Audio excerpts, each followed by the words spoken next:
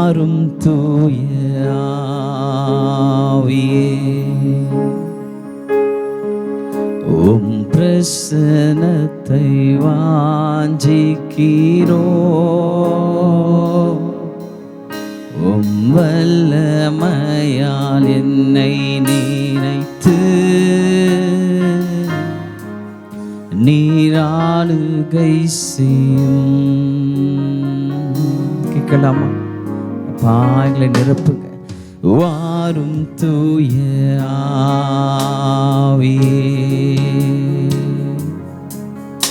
உம் பிரசன்னத்தை வாஞ்சிக்கிறோ, உம் வல்லமையால் என்னை நீரைத்து நீராளுகை செய்யும்.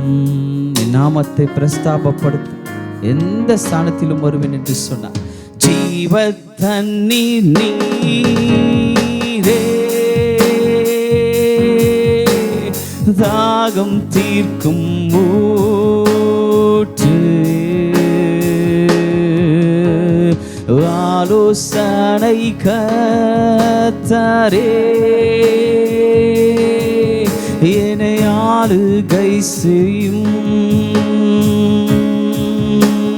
ஜீவ தண்ணீரே, ஜீவ தண்ணீர் நீரே, தாகம் தீர்க்கும் ஊற்று, ஆலோசனை கர்த்தரே, என்னை ஆளுகை செய்யும்.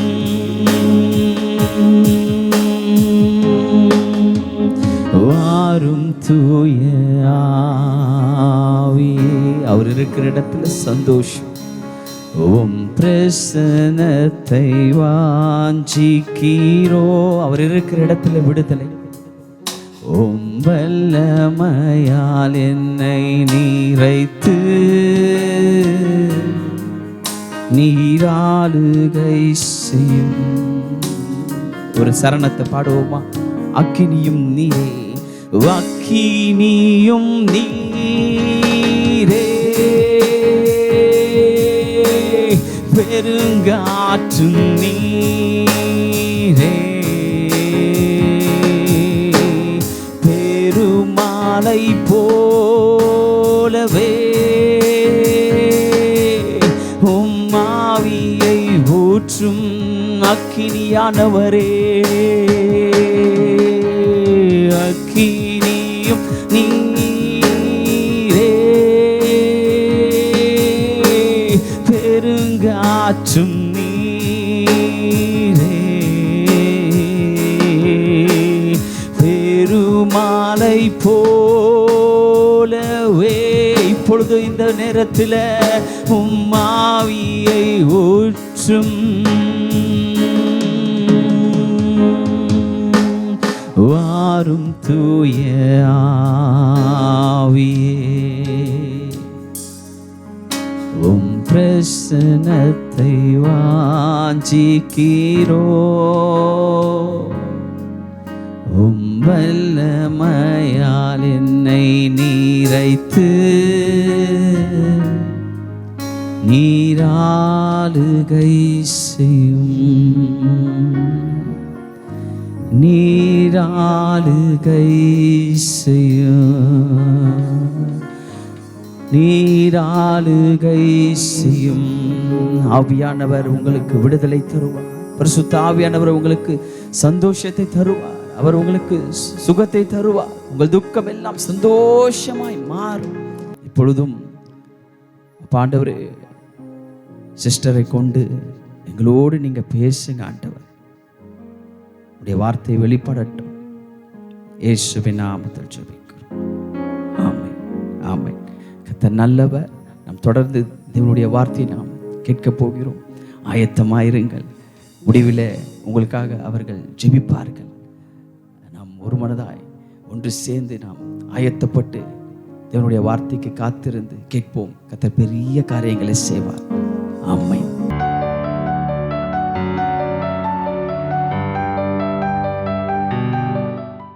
தானியேல் பாருங்க, மறைபொருள்களை வெளிப்படுத்துகிற ஒரு தீர்க்கதரிசி, ஒரு ஞானவான்.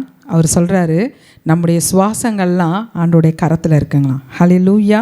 தம்முடைய கைகளில் உம்முடைய சுவாசத்தை வைத்திருக்கிறவரும் உமது வழிகளில் எல்லாம் அதிகாரியுமாகிய தேவனை நீர் மகிமைப்படுத்தாமல் காணாமலும் கேளாமலும் உணராமலும் இருக்கிற வெள்ளியும் பொன்னும் வெண்கலமும் இரும்பும் மரமும் கல்லுமாகிய தேவர்களை புகழ்ந்தீர்.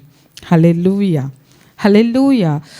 உன்னுடைய சுவாசத்தை கரங்களில் பிடிச்சிருக்காரு இல்லையா, அவரை மறந்துட்டு, உனக்கு வழி கொடுக்குற அதிகாரியை மறந்துட்டு, ஒன்றுமே உணர்வு இல்லாத, கேளாமலும் காணாமலும் உணராமலும் இருக்கிற வெள்ளியும் பொன்னும் வெண்கலமும் இரும்பும் மரமும் கல்லும் ஆகிய தேவர்களை நீர் புகழ்ந்தீரே அப்படின்னு சொல்லி அவர் பண்ண தவறையும், பெருமையாக இருந்தார் உங்கள் அப்பா, அவர் தாழ்ந்து போனார். நீங்கள் தாழ்மையாக இருக்க மாட்டீங்க, பரலோகத்தின் தேவனுக்கு முன்பாக உங்களை உயர்த்துறீங்க. அது மட்டும் இல்லாமல் அவருக்கு உபயோகமான பாத்திரங்களை கொண்டு வந்து உங்களுடைய சொந்த காரியத்துக்கு பயன்படுத்துகிறீங்க. அந்த சுவாசத்தை பிடிச்சி வச்சுக்கிட்டு இருக்காரு, அதை விட்டாருன்னா முடிஞ்சு போச்சு உங்கள் கதை. அது மட்டும் இல்லாமல் அவரை விட்டுட்டு உணராமல் கேட்காம எதை பற்றியும் பார்க்காம இருக்கிற கல்லும் மண்ணும் மரமும் எந்த தேவர்களை புகழ்ந்துக்கிட்டு இருக்கீங்களே அப்படின்னு சொல்லி அவருடைய தவறையும் சுட்டி காண்பித்தாருங்களாம். ஹல்லேலூயா, ஹல்லேலூயா. நம்ம பற்றி நன்மையாக தீர்க்க தரிசனமோ இல்லை ஒரு சில காரியங்கள் சொல்லும் போது, ஓ ரொம்ப சந்தோஷம் சிஸ்டர், ரொம்ப நல்லா இருக்குது சிஸ்டர், ஓ அருமையாக இருக்குது சிஸ்டர், இப்படி தான் ஆண்டவர் எங்களை நடத்த போகிறாரா அப்படின்னு.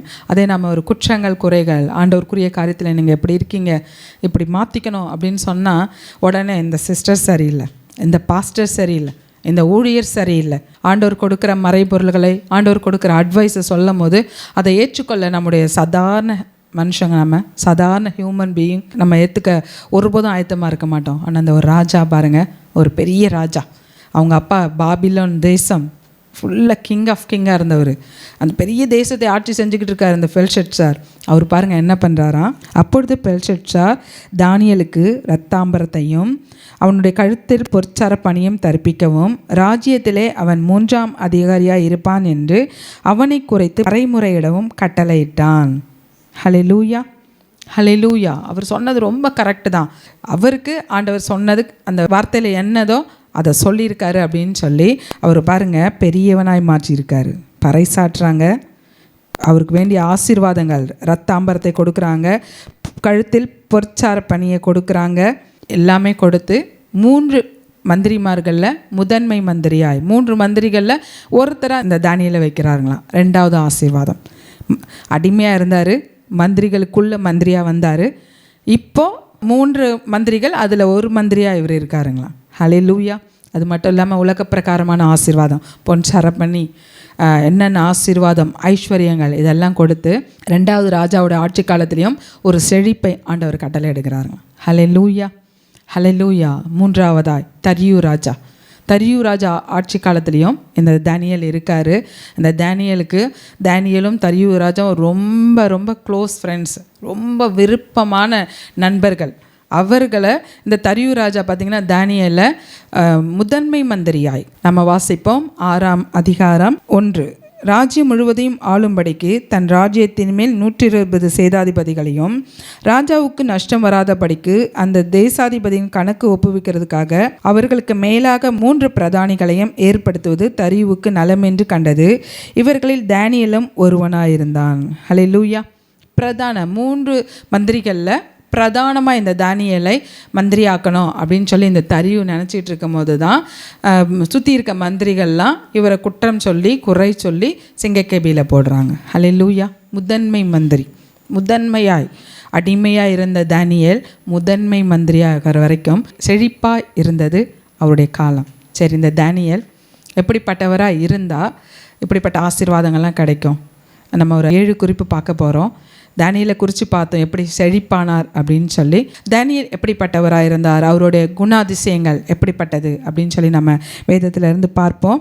முதலாவது பார்த்தீங்க அப்படின்னு சொன்னால், தானியேல் ஒரு பரிசுத்த வாழ்க்கை வாழ்ந்தார். பரிசுத்தமாய் அடிமையாக வந்தார், அந்த தேசத்தில் எதை கொடுத்தாலும் சாப்பிடலாம், எப்படி வேணால் இருக்கலாம், எந்த நேரத்தில் என்ன கிடைக்குமோ அதை சாப்பிட்டுட்டு இருக்கலாம். அப்படி அல்ல. அவங்க பாருங்கள், ஒரு பிரதிஷ்டை உள்ள ஒரு வாழ்க்கை வாழ்கிறாரு. தானியேல் 1:8 தானியேல் ராஜாவின் போஜனத்தினாலும் அவர் பானம் பண்ணும் திராட்சை ரசத்தினாலும் தன்னை தீட்டுப்படுத்தாதது என்று தன் இருதயத்தில் தீர்மானம் பண்ணிக்கொண்டு தன்னை தீட்டுப்படுத்தாதபடி பிரதானிகளின் தலைவனிடத்தில் வேண்டிக் கொண்டான். தேவன் தானியேலுக்கு பிரதானிகளின் தலைவனிடத்தில் தயவும் இரக்கமும் கிடைக்கும்படி செய்தார். அவர் ஒரு பரிசுத்த வாழ்க்கை வாழணும்னு முடிவு பண்ணிட்டாரு. அதை சொல்கிறார். நாங்கள் ராஜா கொடுக்குற திராட்சை ரசத்தினால தீட்டு ஆகாதபடிக்கு தன்னை பாதுகாத்து கொள்ளணும் அப்படின்னு சொல்லும் போது இதில் பார்த்தா ஆண்டவர் தானியேலுக்கு இரக்கம் காண்பிக்கிறாருங்க. பிரதான அதிகாரியோட கண்களில் நாம் பரிசுத்தமாக இருக்கணும்னு சொல்லி நாம் முடிவு பண்ணிட்டோம் அப்படின்னா நாம் முடிவு பண்ணணும். அதற்கு வேண்டிய காரியங்களை ஆண்டவர் வாய்க்க பண்ணுவார். பிரதான அதிகாரிகள் அவருக்கு தயவு வைக்கிறாங்க. ஒரு பரிசுத்த வாழ்க்கை இந்த தானியேல் வாழ்ந்தார். அதனால தான் அவருடைய வாழ்க்கை செழிப்பாக இருந்தது. நம்ம இந்த யோசேப்புடைய வாழ்க்கையில நம்ம பார்க்கலாம். ஆதியாகமம் 39:9 யோசேப்பு சொல்கிறாரு, இந்த போத்திபாரின் மனைவி அவங்கள தவறுக்காக அழைக்கும் போது கூட அவர் சொல்கிறாரு, நான் இந்த வீட்டு முழுவதுக்கும் நான் எஜமானாக இருக்கலாம், எல்லாவற்றையும் எஜமான என்னோட கரத்தில் கொடுத்துட்டு போயிருக்கலாம், ஆனால் ஆண்டவர் இருக்கார் இல்லையா, தேவன் நம்முடைய பட்சமாக இருக்கார் இல்லையா. அந்த வசனத்தை நாம் வாசிப்போம். ஆதியாகமம் 39:9 இந்த வீட்டிலே என்னிலும் பெரியவன் இல்லை, நீ அவருடைய மனைவியாக இருக்கிறபடியால் உன்னை தவிர வேறொன்றையும் அவர் எனக்கு விலக்கி வைக்கவில்லை. இப்படி இருக்க நான் இத்தனை பெரிய பொல்லாங்குக்கு உடன்பட்டு தேவனுக்கு விரோதமாய் பாவம் செய்வது எப்படி என்றான். ஹல்லேலூயா, ஹல்லேலூயா. எஜமானன் வேணால் இங்கே இல்லாமல் இருக்கலாம், அவர் தூர தேசம் போயிருக்கலாம், இந்த வீட்டு முழுவதுக்கும் என் அதிகாரியாக வச்சுருக்கலாம், நீ மனைவின்றதுனால உன்னை தவிர்த்து மற்ற எல்லாத்துக்கும் நான் எஜமானனாக இருக்கலாம், ஆனாலும் தேவன் கூட இருக்கார் இல்லையா அப்படின்னு சொல்லி அந்த தேவனுக்குரிய பயபக்திக்குரிய வாழ்க்கை அந்த யோசேப்பு வாழ்ந்ததுனால தான், பரிசுத்த வாழ்க்கை வாழ்ந்ததுனால தான் தேசத்து அதிபதியானார். இந்த தானியேலுக்குள்ளேயும் பாருங்கள், ஒரு பரிசுத்த வாழ்வு, ஆண்டவருக்கு திட்டுப்படாத ஒரு வாழ்க்கை, ஆண்டவருக்கு ஒரு பிடித்தமான ஒரு வாழ்க்கை, அது வாழும்போது நம்முடைய வாழ்க்கை செழிப்பாக இருக்கும். ஹல்லேலூயா. எப்படி வேணால் வாழலாம், எப்படி வேணால் இருக்கலாம், என்ன கிடைக்குதோ எது வேணால் சாப்பிட்டுக்கலாம், இன்றைக்கி இருக்குது நாளைக்கு கிடைக்காது, அதனால் இப்போவே நான் அதெல்லாம் அனுபவிச்சிருவேன் அப்படின்னு சொன்னால் நம்முடைய வாழ்க்கை செழிப்பாக இருக்குமா, தரித்திரமாக இருக்குமா, இல்லை கடன்காரர்களாக இருக்குமா, இல்லை மற்றவர்கள் பதில் சொல்கிறவர்களாக இருக்கமா? இந்த நிகழ்ச்சியை பார்த்துக்கிட்டு இருக்க, இந்த மெசேஜை கேட்டுக்கிட்டு இருக்க மகனே மகளே, உங்கள் வாழ்க்கை செழிப்பாக இருக்கணுமா? ஆண்டவருக்கு ஒரு பிரதிஷ்டை உள்ள ஒரு வாழ்க்கை, ஒரு அர்ப்பணிப்பான ஒரு வாழ்க்கை, ஒரு பரிசுத்த ஒரு வாழ்க்கை நீங்கள் வாழ்ந்தீங்கன்னு சொன்னால் உங்கள் வாழ்க்கை செழிப்பாக இருக்கும். ஹல்லேலூயா. தானியேலுடைய வாழ்க்கை பரிசுத்தமாக இருந்தது. இரண்டாவது ஒரு காரியம் பார்ப்போம். தானியேலுக்கு அதிகப்படியான விசுவாசம் இருந்தது, ஆண்டவர் மேலே அப்படி ஒரு நம்பிக்கை இருந்தது. அதனால தான் அவருக்கு ஒரு செழிப்பான வாழ்க்கை கிடச்சிச்சு. தானியேல் 6:23 அப்பொழுது ராஜா தன்னில் மிகவும் சந்தோஷப்பட்டு தானியேலை கெபியிலிருந்து தூக்கிவிடச் சொன்னான். அப்படி தானியேல் கெபியிலிருந்து தூக்கிவிடப்பட்டான். அவன் தன் தேவன் பேரில் விசுவாசிருந்தபடியால் அவனில் ஒரு சேதமும் காணப்படவில்லை. அவன் தன் தேவன் பேரில் விசுவாசித்தபடியினால். ஹல்லேலூயா, ஹல்லேலூயா. தரியு ராஜா அவர் என்னோட ஃப்ரெண்டு தானே, எனக்கு ரொம்ப பிடிச்ச ஒரு நண்பர் தானே, அவர் என்னை காப்பாற்றிடுவார், சிங்கக்கெபியில் போடாமல் விட்டுருவார், அப்படியெல்லாம் நினைக்கல. சிங்கங்கள்லாம் என்னோட நண்பர்கள், அதெல்லாம் என்னை காப்பாற்றிடும் அப்படியெல்லாம் நினைக்கல. கேப்ரியல் தேவதூதர் சிங்கங்கள் நடுவில் இருந்து சிங்கங்கள் கூடலாம் என்னை தாக்காதபடி பார்த்துருவார், அப்படியெல்லாம் இல்லை. தன் தேவன் பேரில் விசுவாசமாக இருந்தபடியினால் அந்த தேவன் தானியேலை விடுவித்தார். ஹல்லேலூயா, ஹல்லேலூயா. அந்த ஜெபிக்கக்கூடாது, தரியு ராஜாவை தவிர வேறு யாருக்கிட்டையும் ஜெபமோ துதியோ செலுத்தக்கூடாது அப்படின்னு சொல்லி கட்டளை பிறந்தபோது கூட தேவனை நோக்கி, அவர் தேவன் மேலே வைத்த விசுவாசம் பாருங்கள், தேவனை நோக்கி பல்லக்கனிகள் திறந்திருக்க எப்பவும் போல ஜெபிக்க ஆரம்பித்தார். ஹல்லேலூயா. தன் தேவன் பேரில் வைத்த விசுவாசம் அது கைவிடாது, அது வெட்கப்பட விடாது, அது தரித்திரமடைய செய்யாது. ஹல்லேலூயா. போராட்டம் வந்தாலும் அந்த விசுவாசம் நம்மளை பாதுகாக்கும். தானியேலை சிங்கக்கெபியிலிருந்து விடுவித்த அந்த தேவன் அவர் மேலே விசுவாசமாக இருந்தார். யெகோவா என்னும் நாமமுடைய தேவன், அவர் ஒருபோதும் கைவிடலை தானியேலை. தானியேலுக்கு ஒரு செழிப்பான ஒரு வாழ்க்கை, தானியேலின் விசுவாசம். மூன்றாவது அந்த தானியேலுக்குள்ளே இருந்த காரியத்தை பார்ப்போம். உண்மை இருந்தது. ஹல்லேலூயா. உண்மை. அவர் எங்கே உண்மை உள்ளவராக இருந்தாருங்களாம். மோசேயை குறித்து ஆண்டவர் சொல்கிறாரு. எத்தியோப்பியா ஸ்திரியை கல்யாணம் பண்ணிட்டு வந்தாங்கன்னு சொன்னோன்னே அவருடைய சகோதரர் ஆரோனும் மீரியாமும் அவரை பின்னாடி ஒரு மாதிரி தூஷிதமாக பேசிக்கிட்டு இருக்காங்க. அப்போ ஆண்டவர் சொல்கிறாரு, எல்லாரும் வாங்க, ஆசாரிப்பு கூடாரத்தின் வெளியே வாங்க. வந்தவொடனே சொல்கிறாரு, அவன் என் வீட்டில் எங்கே உண்மை இல்லவன். ஆண்டவருக்கு உண்மையிலவனாக இருக்கார் இந்த மோசே. அதை சொல்கிறாரு பாருங்கள், மற்றவங்க கிட்ட விட்டு கொடுக்காம சொல்கிறாரு. நாம் மற்றவங்க பார்வைக்கு வேணால் எப்படி வேணால் இருக்கலாம், ஆனால் ஆண்டவருடைய பார்வைக்கு நாம் உண்மையுள்ளவர்களாக இருக்கணும். நமக்காக பரிந்து பேசுகிற ஒரு ஆண்டவர். அன்றைக்கி மோசேக்காக பரிந்து பேசினார். என் வீட்டில் எங்கும் உண்மை இல்லவன் அப்படின்னு சொல்லி நல்ல பெயரை, நற்சாட்சியை அன்றைக்கி மோசே பெற்றுக்கொண்டார். இந்த தானியேலும் பாருங்கள், உண்மை இல்லவன். சுற்றியுள்ள மந்திரிகள்லாம் பார்க்குறாங்க, எதையாவது இந்த தானியேல் கிட்ட குற்றம் கண்டுபிடிக்கணும் அப்படின்னு சொல்லும் போது ஒரு குற்றம் இல்லை, முகாந்திரம் தேடிட்டு இருக்காங்க. என்ன பண்ணுறாரு இந்த தானியேல்? ஏதாவது தப்பு பண்ணுறாரா, ஏதாவது குற்றம் கண்டுபிடிக்கிறாரா, எதையாவது ராஜா கிட்ட சொல்லி இவரை பிரதான மந்திரி ஆக்காதபடிக்கு பார்த்துக்கணும் அப்படின்னு சொல்லி. ஆனால் ஒரு குற்றமும் கண்டுபிடிக்க முடியலாம். உண்மை இல்லவராய் படிக்கலாம். தானியேல் 6ஆம் அதிகாரம் 4ஆம் வசனத்தில், குற்றப்படுத்தும்படி முகாந்திரம் தேடினார்கள், ஆனாலும் ஒரு முகாந்திரத்தையும் குற்றத்தையும் கண்டுபிடிக்க அவர்களால் கூடாது இருந்தது. அவன் உண்மையுள்ளவனாய் இருந்தபடியால் அவன் மேல் சுமத்த யாதொரு குற்றமும் குறைவும் காணப்படவில்லை. ஹல்லேலூயா, ஹல்லேலூயா. அவர் உண்மையுள்ளவர்களாம். அவர் உண்மையுள்ளவனாக இருந்ததால் யாதொரு குற்றமும் குறைவும் காணப்படவில்லை. உண்மையுள்ளவர். முதல் பரிசுத்த வாழ்க்கை வாழ்ந்தார், ஆண்டவர் மேலே மட்டும் விசுவாசம் வைத்தார், உண்மையுள்ளவராக இருக்கார். 4வது ஒரு காரியம் பாருங்கள், தாழ்மையுள்ளவனாக இருக்காருங்களாம். ஹல்லேலூயா. தானியேல் 2ஆம் அதிகாரம் 27ஆம் வசனம். தானியேல் ராஜ சமூகத்தில் பிரதியுத்தரமாக, ராஜா கேட்கிற மறைபொருளை ராஜாவுக்கு தெரிவிக்க ஞானிகளாலும் ஜோசியர்களாலும் சாஸ்திரிகளாலும் குறி சொல்லுகிறவர்களும் கூடாது. மறைபொருள்களை வெளிப்படுத்துகிற பரலோகத்திற்கு தேவன் கடைசி நாட்களில் சம்பவிப்பதை ராஜாவாகிய நேபுகாத்நேச்சருக்கு. பாருங்கள், மறைபொருளை வெளிப்படுத்துறது எனக்கு முடியாது, ஜோசியக்காரர்களால் முடியல, சூனியக்காரர்களால் முடியல, சாஸ்திரிகளால் முடியல, என்னால் மட்டும் எப்படி செய்ய முடியும்? என்னால் முடியாது. மறைபொருளை வெளிப்படுத்துறது தேவனால் மட்டும்தான் முடியும், தேவன் தான் சொல்ல முடியும். ஹல்லேலூயா. அன்றைக்கி யோசிப்போம், பார்வன்கிட்ட சொல்கிறாரு, சொப்பனத்துக்கு அர்த்தம் நான் எப்படி சொல்ல முடியும்? தேவனால் மட்டுமே சொல்ல முடியும். தன்னைத்தானே தாழ்த்துக்கிறவன் உயர்த்தப்படுவான். இந்த தானியேல் தன்னை தாழ்த்தி தேவனை முன்வைக்கிறார். இந்த நேபுகாத்நேச்சர்கிட்ட, ஆமாம்மா எனக்கு ரொம்ப ஞானம் இருக்குது, எனக்கு ரொம்ப அறிவு இருக்குது, நான் முட்டி போட்டு ஜெபம் பண்ணால் கேப்ரியல் தேவதூதர் வந்துடுவார், நான் இப்படி சொல்லிடுவேன் அப்படி சொல்லிடுவேன். அப்படியெல்லாம் சொல்லலை, தேவன் தான் சொல்ல முடியும். உங்களுடைய சொப்பனத்திற்கு மறைபொருள்களுக்கு விளக்கம் கொடுக்க தேவனால் தான் முடியும் அப்படின்னு சொல்லி தன்னை தாழ்த்தி தானியேலை ஆண்டவர் அந்த மகனுடைய வாழ்க்கையை செழிப்பாய் மாற்றினார். அடுத்ததாக தானியேல் ஜெபம் செய்கிறவராக இருக்கார். நல்ல ஜெபம் செய்கிறவர், நல்ல ஆராதனை செய்கிறவர். நம்ம முன்னாடியே பார்த்தோம், 3 வேளை ஜெபிக்கிற மனுஷன். அதனால தான் சிங்கக்கேபியோ சிலை நெருப்போ என்னை ஒன்றும் அணுகாது. ஹல்லேலூயா. 3 வேளை ஜெபம் பண்ணுகிறவர். ஹல்லேலூயா. தானியேலுக்குள்ளே பாருங்கள், பரிசுத்தம் இருந்தது, விசுவாசம் இருந்தது, ஹல்லேலூயா, உண்மை இருந்தது, தாழ்மை இருந்தது. நல்ல ஒரு ஜெபிக்கிற ஒரு தாசனாக இருந்தார், ஆராதிக்கிற ஒரு தாசனாக இருந்தார். அதனால தான் ராஜா கேட்குறாரு, தானியேலே, நீ இடைவிடாமல் ஆராதிச்ச அந்த தேவன் உன்னை விடுவித்தாரா அப்படின்னு சொல்லி. அந்த தானியேல் சொல்கிறார் பாருங்க, ஆம் ராஜாவே, நான் இடைவிடாமல் ஆராதித்தேன். ஆண்டவர் சிங்கத்தின் கெபியிலிருந்து சிங்கத்தின் வாய்களை கட்டி போட்டு என்னை விடுவித்தார். ஹல்லேலூயா, ஹல்லேலூயா. சிங்கக்கெபியோ சூளை நெருப்போ அவர் என்னை காத்திடுவார். ஏன்னா இடைவிடாமல் தானியேல் ஆராதிக்கிறவர் இல்லையா? நாம் கொஞ்ச நேரம் ஆராதிப்போமே. சிங்கக்கெபியில் நான் விழுந்தேன், அவர் என்னோடு அமர்ந்திருந்தார், சுட்டெரிக்கும் அக்கினியில் நடந்தேன், பனித்துளியாய் என்னை நனைத்தார். சிங்கக்கெபியில் நான் விழுந்தேன், அவர் என்னோடு அமர்ந்திருந்தார், சுட்டெரிக்கும் அக்கினியில் நடந்தேன், பனித்துளியாய் என்னை நனைத்தார். சிங்கக்கெபியோ சூளை நெருப்போ அவர் என்னை காத்திடுவார். சிங்கக்கெபியோ சூளை நெருப்போ அவர் என்னை காத்திடுவார். எதிரிகள் என்னை சுற்றி வந்தாலும் தூதர்கள் சேனை கொண்டு காப்பாரே. எதிரிகள் என்னை சுற்றி வந்தாலும் தூதர் சேனை கொண்டு காப்பாரே.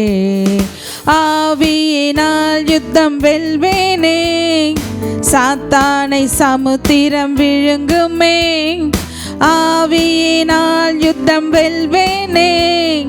சாத்தானை சமுத்திரம் விழுங்குமே, அவரே என்னை காப்பவர், அவரே என்னை காண்பவர், அவரே என்னை காப்பவர், அவரே என்னை காண்பவர்.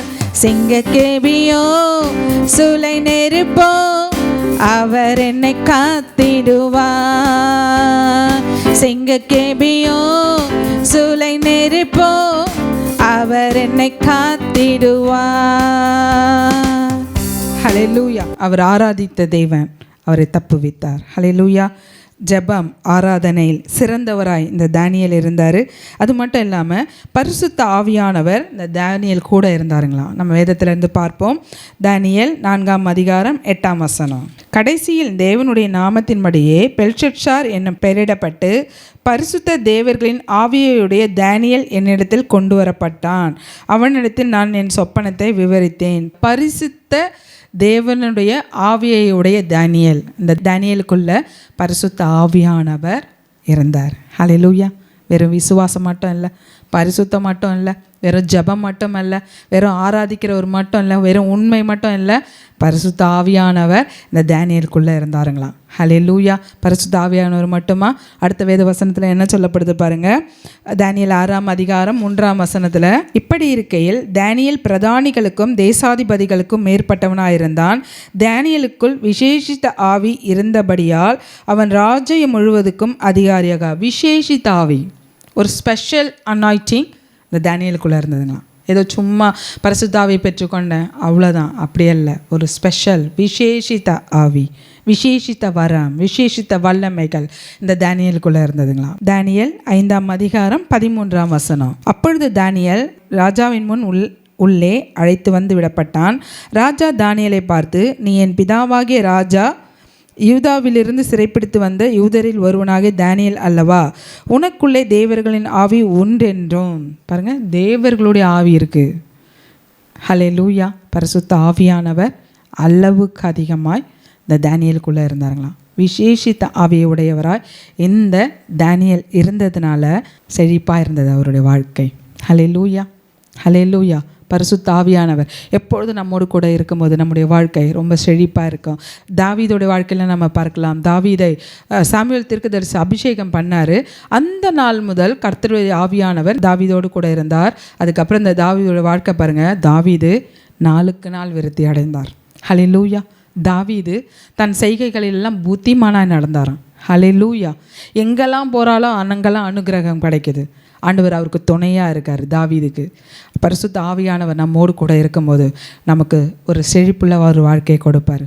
நம்மில் கண்ணை வைத்து நமக்கு ஆலோசனை கொடுக்குற ஆண்டவர், நம்மை சரியான பாதையில், சத்தியத்தின் பாதையில் நடத்துகிறவர், நம்மை சரியான பாதையில் நடத்துவார். ஹல்லேலூயா. அது மட்டும் இல்லாமல் இந்த தானியேல் ஆண்டவருக்கு சாட்சியாக இருக்காருங்களா. ஹல்லேலூயா. ஹல்லேலூயா.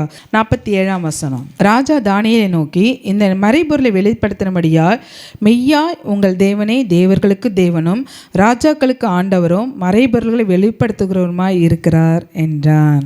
நேபுகாத்நேச்சருக்கு சொப்பனத்தை சொன்ன உடனே அவருக்கு தெரிஞ்சிருச்சு, இந்த தானியேலின் தேவன் தான் தேவன், மெய்யாய் உன்னுடைய தேவனே தேவன். ஹல்லேலூயா. ஹல்லேலூயா. நாம் ஆண்டவருக்கு எப்பொழுதும் சாட்சிகளாக இருக்கணும். நம்மை பார்க்கிறவர்கள் சொல்லணும். நம்மோட வெறும் செழிப்பு மட்டும் இல்லை, நம்மை பார்க்கிறவர்கள். ஆண்டவர் கர்த்தராகிய இயேசு கிறிஸ்து சொல்றார், நீங்களே எனக்கு சாட்சிகள், நீங்களே மலை மேல் உள்ள பட்டணம், நீங்களே மரத்தண்டின் மேல் வைத்த விளக்கு. நாம் மற்றவர்களுக்கு சாட்சியாக இருக்கணும். இந்த தானியேல் பாருங்கள், அவர் எதுவும் சொல்லலை, அவர் சொப்பனத்துக்கு அர்த்தத்தை தான் சொல்கிறாரு. இந்த நேபுகாத்நேச்சர் சொல்கிறாரு, மெய்யாய் உன்னுடைய தேவனே தேவன். ஹல்லேலூயா. தேவர்களுக்கெல்லாம் தேவன் அவர் தான். ரொம்ப அழகாக சொல்கிறார் பாருங்கள், உங்கள் தேவனே தேவர்களுக்கு தேவனும் ராஜாக்களுக்கு ஆண்டவரும். தேவர்களுக்கெல்லாம் தேவன் உன்னுடைய தேவன் தான் அப்படின்னு சொல்லி ஆண்டவருக்கு மகிமையை, ஒரு கனத்தை இந்த தானியேல் உண்டாக்கி கொடுக்குறாரு. ஹல்லேலூயா. நம்ம ஆண்டவருக்கு சாட்சியாக இருக்கணும். நம் மூலம் ஆண்டவருடைய நாமம் மகிமைப்படணும். நம்ம மூலம் ஆண்டவருடைய நாமத்தை தூஷிக்கிறவர்களாக நம்ம இருக்கக்கூடாது. இது என்ன இப்படி பண்ணுறாங்க, கிறிஸ்தவர்ன்றாங்க, என்ன இப்படி பண்ணிக்கிட்டு இருக்காங்க, அப்படி சொல்லக்கூடாது. இவர்களுடைய தேவனே தேவன், இவர்களுடைய தேவனே தான் உண்மையான தேவன் அப்படின்னு சொல்லி நம்முடைய வாழ்க்கை, நாம் சாட்சிகளாய், ஆண்டவருக்கு சாட்சிகளாய் நாம் இருக்கணும். அது மட்டும் இல்லாமல் தானியேல் 6:26-27 நம்ம வாசிக்கலாம்.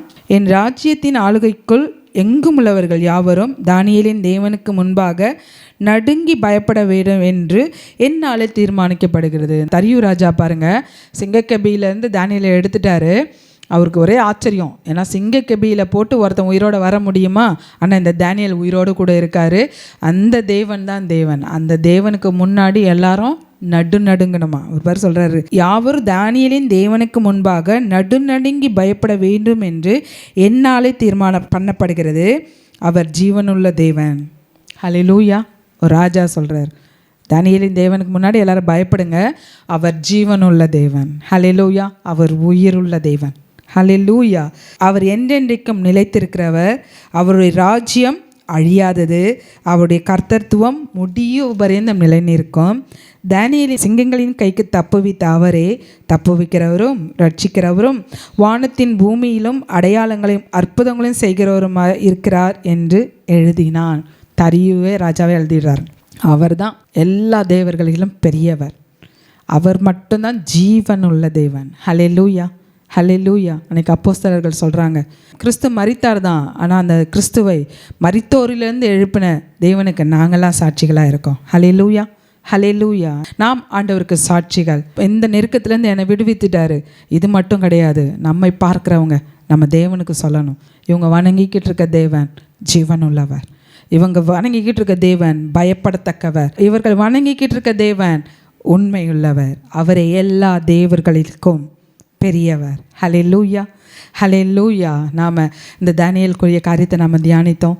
தானியேல் செழிப்பாச்சு. அவருடைய வாழ்க்கை எப்படி செழிப்பாச்சு அப்படின்னு சொல்லி பார்த்தோம். அது மட்டும் இல்லாமல் அந்த தானியேலோட குணநலன்கள், முதல் பரிசுத்தம் இருந்தது, விசுவாசம் இருந்தது, உண்மை இருந்தது, தாழ்மை இருந்தது, ஆண்டவர் கூட ஜெபிக்கிற ஒரு அனுபவம் இருந்தது. ஹல்லேலூயா. அவருக்குள்ள ஸ்பெஷல் அனாயிட்டிங் இருந்தது. அது மட்டும் இல்லாமல் ஆண்டவரே எல்லாவற்றையும் உண்மையாய் சாட்சியாய் வைத்தாருங்களாம். தேவனுடைய நாமத்தை மகிமைப்படுத்துகிறவளாக இருந்தார். நாமும் அப்படி இருந்தோன்னு சொன்னால் நம்முடைய வாழ்க்கை செழிப்பாகும். நம் கண்களை மூடி நாம் ஜெபிப்போமா? இந்த நிகழ்ச்சியை பார்த்துக்கிட்டு இருக்க மகனே மகளே, ஒரு அடிமை வாழ்க்கை வாழ்ந்துக்கிட்டு இருக்கோம். இந்த கூட்டத்தில் இப்படி மாட்டிக்கிட்டோம். இதுலேருந்து எப்படி வெளியே போகிறதுன்னு தெரியல. இந்த சிக்கலை நான் இப்படி மாட்டிக்கிட்டு இருக்கேன், இதுலேருந்து எப்படி வெளியே போகிறதுன்னு தெரியல. இந்த கடன் பிரச்சனையில் நான் மாட்டிக்கிட்டு இருக்கேன், இந்த கடன் பிரச்சனைலேருந்து நான் எப்படி வெளியே போகிறதுன்னு தெரியல. என்னுடைய சூழ்நிலை மாறுமா? அடிமையாய் போன தானியேலுடைய சூழ்நிலையை மாற்றின ஆண்டவர் உங்களோடு என்னோடு நம்மோடு இருக்கார். ஹல்லேலூயா. கண்களை மூடு. தானியேலின் வாழ்க்கை செழிப்பாக இருந்ததாமே, எங்கள் வாழ்க்கையை செழிப்பாக்குங்க. கேட்போமா? நல்ல ஆண்டவரே, எங்களை உங்களுடைய கரத்தில் கொடுக்குறேன் டேடி. நீர் எங்களை தப்புவிக்கிறவர் மட்டும் அல்ல, சிங்கக்கெபிக்கும் சூளை நெருப்புக்கும் எங்களை தப்புவிக்கிறவர் மட்டும் அல்ல, உமக்கு சாட்சியாய் வாழ வைக்கிற ஆண்டவர். இப்பொழுதும் அந்த தானியேலோட குணநலன்களை நாங்கள் பார்த்தோம். அதில் ஏதாவது ஒன்று எங்களுக்கு குறைவாக இருப்பேன் டாடி, அதை உங்களுடைய கரத்தில் கொடுக்குறோம். எங்களுக்கு புதுப்பீங்க டாடி. அந்த குணநலன்கள் இல்லாமல் இருந்தால் அப்படிப்பட்ட குணநலன்களை எங்களுக்கு கொண்டு வருவீராக. எங்களுடைய சரீரத்தில் அப்படிப்பட்ட டாடி என்ன வேணுமோ அதை ஆண்டவர் எங்களுக்கு தந்தருள்வீராக. இயேசுவின் நாமத்தினால குறைவுகளை நிறைவாக்குவீராக. இயேசு உமக்கு சாட்சியா எங்கள் நிமித்தம் உம்முடைய நாமத்தை நாங்கள் தூஷிக்காதபடிக்கு உமக்கு சாட்சியாக இருக்க. ஹல்லேலூயா. இப்போ தான் இந்த நிகழ்ச்சியை பார்த்துக்கிட்டு இருக்க ஒவ்வொருவரையும் உம்முடைய கரத்தில் கொடுக்குறேன். என்ன தேவைகளோடு கூட இருக்காங்களோ, அடிமைத்தனத்தில் முறையிட்டு கொண்டு இருக்காங்களா, ஆண்டவர் செழிப்பாக்குங்க டாடி. உங்களோட வாழ்க்கையை செழிப்பாக்குங்களேன். ஒரு பிரிக்க ஐயா கடன் பிரச்சனையில் இருக்காங்களா, ஆண்டவர் சுகம் வேண்டி உங்களுடைய சமூகத்தில் காத்திருக்காங்களா, ஏஸ் ஆண்டவர் சுகப்படுத்துவீராக, ஆண்டவர் சுகப்படுத்துவீராக, பலப்படுத்துவீராக. நினமற்று இருக்கிற அந்த காரியங்களை நினமுள்ளதாக்குவீராக. உலர்ந்து போன காரியங்களை அப்பா உணர்வுள்ளதாய் ஆண்டவர் மாற்றுவீராக.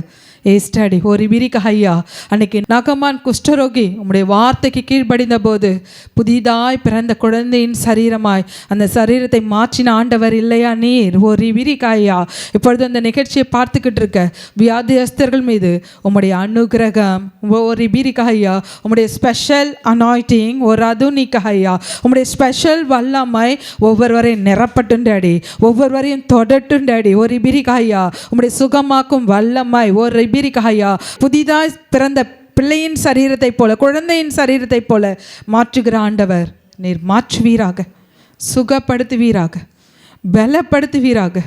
கண்ணீரை காண்கிற ஆண்டவர் இந்த நிகழ்ச்சியை கண்ணீரோடு கூட பார்த்துருக்கலாம். எங்கள் சூழ்நிலை மாறுமா? ஒரு இபிரிக்கா ஐயா. எங்கள் கடன் பிரச்சனை தீருமா? எங்கள் பிள்ளைகளுடைய வாழ்க்கை மாறுமா? ஒரு இபிரிதினிக்கா ஐயா. இதை பார்த்துக்கிட்டு இருக்க ஒவ்வொருவருக்கும் ஒரு விடுதலையை கொடுப்பீராக. சிங்கக்கெபியிலிருந்து தானியேலை விடுவித்த ஆண்டவர் இல்லையா? நீர் விடுவிப்பீராக, செழிப்பாக்குவீராக, சூழ்நிலைகளை மாற்றுவீராக. மழையும் பார்க்க மாட்டீர்கள், காற்றையும் பார்க்க மாட்டீர்கள், உங்கள் வாய்க்கால்கள் தண்ணீரால் நிரப்பப்படும் என்று சொன்ன ஆண்டவர். நிரப்புவீராக, இவர்கள் வாய்க்கால்களை நிரப்புவீராக, இவர்களை நீர்ப்பாய்ச்சலான தோட்டத்தைப் போல வைப்பீராக. இயேசுவின் நாமத்தினால தானியேலின் வாழ்க்கை ஜெயமாக இருந்தது. இவர்களுடைய வாழ்க்கை செழிப்பாக இருக்கட்டும். இயேசுவின் நாமத்தினால நான் ஆசீர்வதிக்கிறேன். பிதா, குமாரன், பரிசுத்தாவின் பேரால நசரனாக இயேசுவின் நாமத்தினால நான் ஆசீர்வதிக்கிறேன். ஆமென், ஆமென், ஆமென். கர்த்தர் உங்கள் ஒவ்வொருவரையும் ஆசீர்வதிப்பாராக.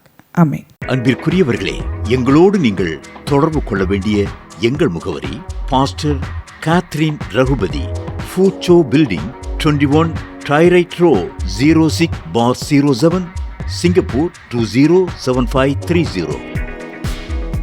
For prayer request in Singapore number 6589872057. For India number 074180718556.